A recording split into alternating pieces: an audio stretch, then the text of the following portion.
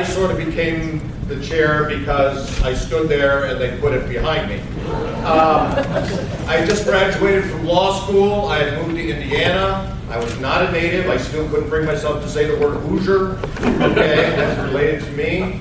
In fact, my wife said, why are we moving to Indiana? People were asking. I'm from Michigan. I said, well, we want to. She goes, nobody wants to move to Indiana. Okay? You're born there or you're transferred there. No one goes there on their own free will. So, here I am arriving in Indiana, and Ed Clark is running for president. And I know that Ed's goal is to get on all 50 states. So I called the national headquarters and talked to Ed Crane, who at that time was the head of the Libertarian Party. And I said, Ed, I'm interested in getting involved. Who's running the petition drive in Indiana? And his response was, funny you should ask. I said, okay, I'm young, I'm stupid, I don't know what's going on. I'll do this. But I'm going to need some help. Who's the state chair? And he said, funny you should ask. I met Rebecca, the DeBawns, I think Sally at restaurant at Broad Ripple. They brought me the treasury in the shoebox. As a young lawyer, it was my job to try to squelch the bench warrants on the state secretary, who did not believe in filing government forms as a matter of principle. So, this is where we came from. Okay, you have to understand, the LP is a child of the 60s and the 70s. Okay, we were born of rebellion. Okay, we were born of in-your-face politics. And if you haven't noticed, one of the things about us baby boomers, we haven't grown up. Right? And it's amazing how some of the younger people come up and watch us and go, oh yeah? That's where our reputation came from. When I was young, there was a saying, don't trust anyone over 30. In the LP, that wasn't a problem. There was nobody over 30 in the LP. David Berglund admitted the reason he was vice presidential candidate, he was one of the few people at the convention over the age of 35. So, this is, shall we say, your heritage. Okay? This is where you're coming from.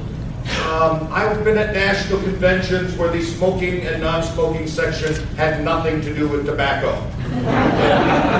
I have been at conventions. I've been at national conventions where we had the AC/DC caucus, where we had the Aloha caucus, who was the principal of party. I have sat on the National Platform Committee when we have debated the Moon Treaty and whether you had a right to own part of the moon. Whether we should give the land back to the Indians or simply pay them for it. These were the issues that we originally came to the voters with. We were really, really into ourselves. Muhammad Ali has a wonderful quote. He says, a man who has the same beliefs at the age of 50 that he had at the age of 20 has wasted 30 years of his life. I like to think that I haven't wasted these 30 years. And looking at Indiana, I would say we have not wasted those 30 years.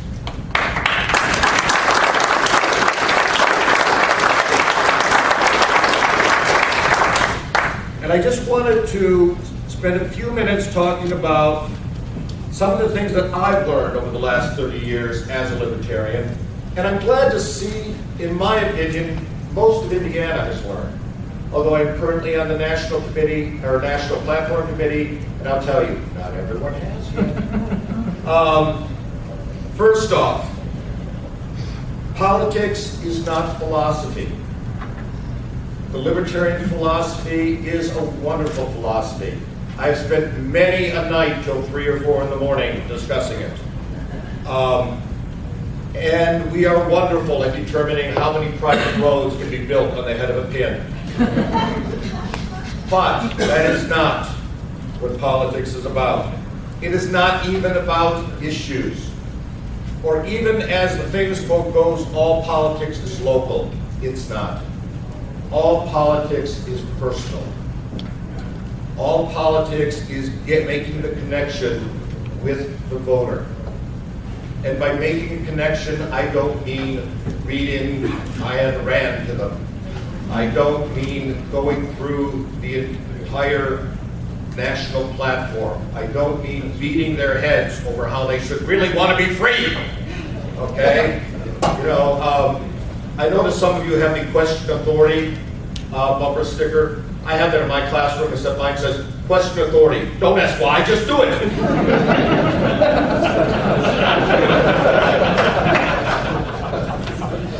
It's not going to convince them. What will convince them is you as a person, okay, who can connect with them, who can connect with the things that they're worried about, okay? Most people are not into the idea of homeschooling or private schools or charter schools as a matter of intellectual freedom. They want their kids to learn. They want their kids to grow up to be good kids. They want their kids in a good, safe environment. That is where you approach them. Okay? It is not just in terms of the ideology. The other thing I've learned, and this has probably been driven home to me because, as some of you know, I teach 9th graders. I know, say this for later, it's sad. I teach them science, and I often say it's amazing that the Earth makes it around the sun, considering how many of you it has to revolve.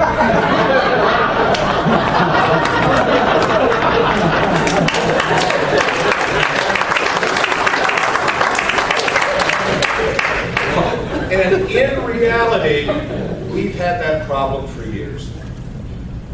It's not our issues that should determine the campaigns. It's not what we're interested in. It is not what is important to us. It is what is important to the voter. Now, folks, if we believe in freedom, we know that most, if not all, issues can be improved by increasing the amount of free choice. But that's not why they want the free choice. It is not for them to be freer. They want better schools. They want safer neighborhoods. They want their kids to grow up in a better world. There was a time when the American dream, the idea that if you worked harder and you were a decent person, you could move up. Okay? It wasn't about just how rich you could get. I mean, there are always people like we have on Wall Street right now that everyone's complaining about. Okay, they're nothing new, but we used to call them shysters. Okay, we didn't hold them up as role models. Okay, this is the kind of stuff that people want to hear from us. Okay, that we want the world better for their children. It's not about us. Because quite frankly, most of us, how can I say it? Libertarians tend to fight for a much more interesting lifestyle than they live.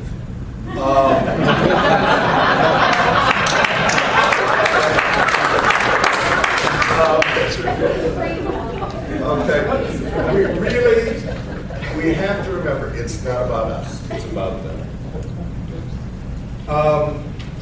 Another thing, I often felt that every Libertarian National Convention should be started with a movie, and not for entertainment values, although I know you were complaining about having to watch a movie in high school. I think all Libertarian conventions should start with Monty Python's Life of Brian. Yeah. Okay? Because if you've ever seen that movie, you know these people. Okay? It's a movie all about small, minor party politics and religious schisms. If you haven't seen it, it's the story of the boy born in the manger next to Jesus, who is mistaken for a prophet, okay, for the Messiah all of his life. We have in the past been an all or nothing party. Okay, for 30 years, it's all or nothing. And by God, for the most part, we've gotten it. Nothing. All right? And for those of us who 30 years ago said our goal was freedom in our lifetime, the time available is getting a little shorter. All right? And I think we have to work now for a freer society. Okay, I can think of maybe two issues. The draft, okay, one issue, the draft, where I think we're freer now than we were in the 1970s. Okay, I still haven't worried about the draft. For the most part, for 30 years, when you look around, okay, and those of you younger than that don't understand this, we are no freer. Okay, we are less free. And half of it you don't even recognize because you never lived any in a different environment. So, to me, the days of going, it's all or nothing, are over. And Indiana seems to have learned that. Okay? Our job is to move society in a direction of freedom. Okay? To give our young people the room, okay, to be able to spread their wings again. Okay? I live in Zionsville. I joke we're one of the few places in the state that still has free-range children. Okay? Where you actually can just let them out of the house, okay, and let them be and expect them to go home at dark. Okay? That is the world most of us grew up in. Okay? That is the world that most people want. Okay? That is what I think that we can help bring about. Because, and again, I'm going to be very short, because I plan all of you people to be watching on Google. One of the things we say in science is that reality is stranger than fiction because fiction has to make sense. Okay, it has to be believable. Reality just has to be. And I think one of the things libertarians are doing in Indiana, and I think it's time to stop hiding it under a barrel. It's time to say, yes, we're doing it. Okay, and this is the way to go, is we have to face the world as it exists today and the reality. And one of the oddest realities to me is that the two major parties have gone so nuts, okay, have become all or nothing parties. Okay, it's my way or the highway. Okay, and the fight is over those one or two seats so you can control which way it is. And everyone talks about the pendulum going back and forth. Anyone here remember an author by the name of Edgar Allan Poe? Hit the pendulum.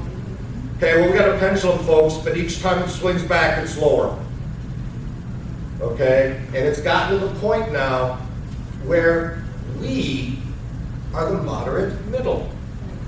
Now, those of you who have been around for 30 years, you have no concept how incredibly bizarre that feels. Okay? But we have become the moderate middle.